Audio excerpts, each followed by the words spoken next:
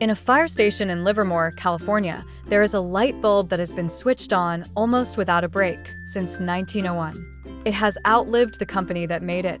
It has outlived 2 world wars, the moon landing, and the invention of the internet. It has now glowed for over 1 million hours. Now look at the phone in your pocket. In about 3 years, its battery will be fading, its software will crawl, and you'll be told it is simply time for a new one. So here's the question that should bother you. If we could build a bulb that lasts a century over 100 years ago, why does almost everything you buy today feel designed to fall apart? Because it is. And that design has a name. This is politics in everything. Today, planned obsolescence. To find where it began, go back to the 23rd of December, 1924. In Geneva, the bosses of the world's biggest light bulb makers, Germany's Osram, Holland's Philips, America's General Electric, France's Compagnie de Lampes, met in secret.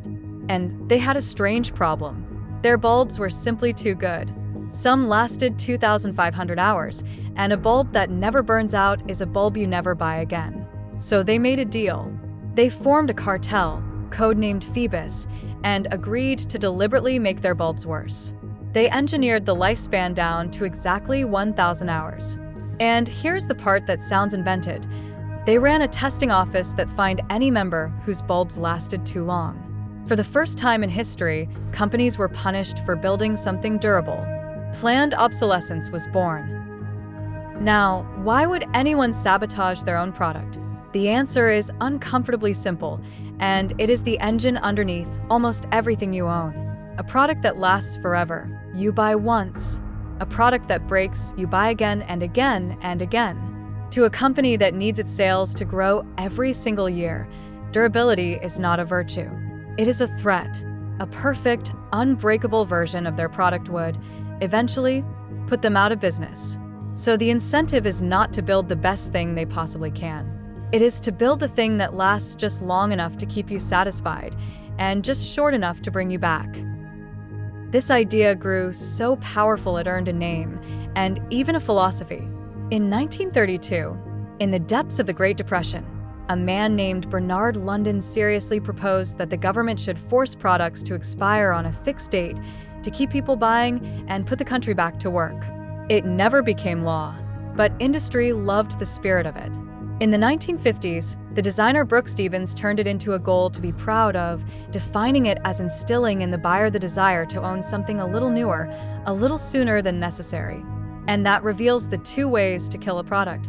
You can make it physically break, or you can make it simply feel old, outdated, uncool, embarrassing, while it still works perfectly well. And once you can see both, you see them everywhere. The phone with the battery sealed inside and glued shut, so replacing a $15 part means buying a $1,000 device. The printer that refuses cheaper ink, or bricks itself with a mysterious error the moment the warranty ends. The appliance built with a plastic gear, where a metal one used to be. The software update that somehow makes your 2-year-old laptop feel like it is wading through mud. Now, some of this is genuine progress and honest cost-cutting. But a great deal of it is a choice, a decision made in a meeting about exactly how long you are allowed to keep your own things. And every so often, we catch the machine in the open. In 2017, users noticed their older iPhones had suddenly become slow.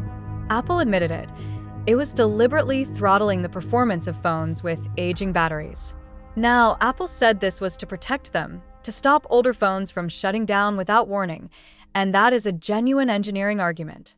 But it had never clearly told anyone it was doing it, and regulators were not convinced it was purely for the customer's benefit. France fined Apple 25 million euros. In the United States, it agreed to pay around $500 million to affected users. Whatever you choose to call it, governments decided that quietly slowing down the thing you already owned had crossed a line. And you are not the only one paying the bill. Every device designed to die twice as fast becomes waste twice as fast.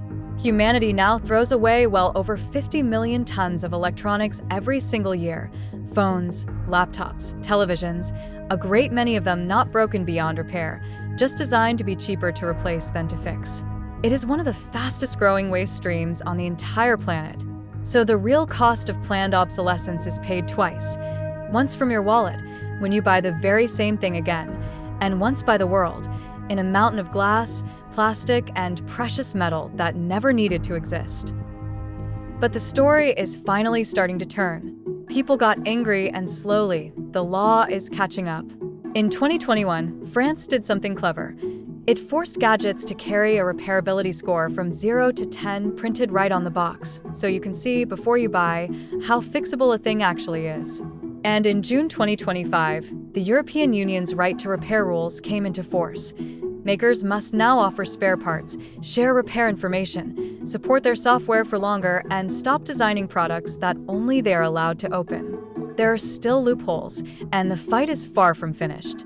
But for the first time in a century, the law is pushing back against the 1,000-hour mindset. So step back and look at what that stubborn old bulb in Livermore is really telling us. It is proof, glowing, century-old proof, that things breaking was never inevitable. It was always a decision. Because our entire economy rests on a strange assumption that growth requires you to keep buying the same things over and over forever. And durability quietly threatens that. This channel keeps arriving at the same place in diamonds and tickets and the things you only rent, that so much of what feels like nature is really just a business model.